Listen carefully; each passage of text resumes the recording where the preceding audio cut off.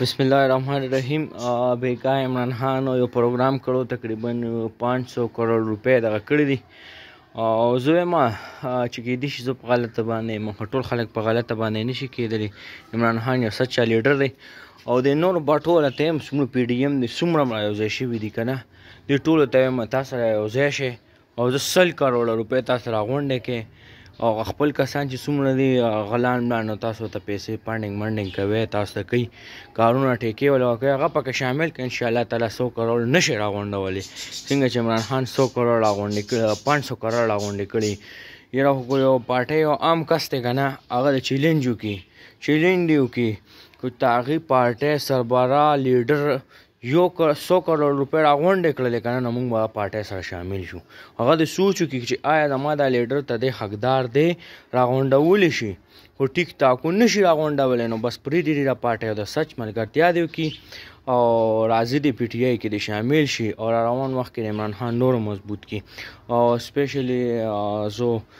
صدوم ویلفیر فاونډیشن والا ډېر شکریه ادا کوم، هغې ډېر زیاتو مدد کړی دی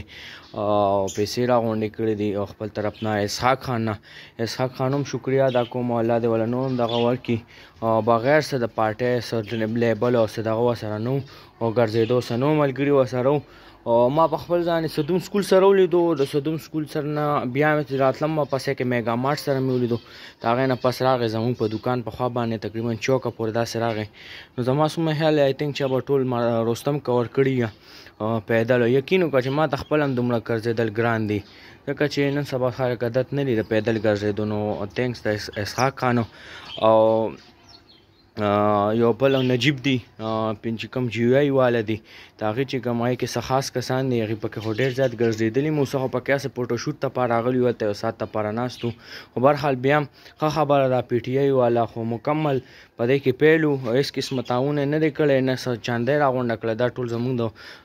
دغه تو پیلنجم کمزورتیا ده چې هغه داسې تنظیم نه دی جوړ کړی چې هغې د رستم نه پیسې راغونډې کړي سیلاب والا ده.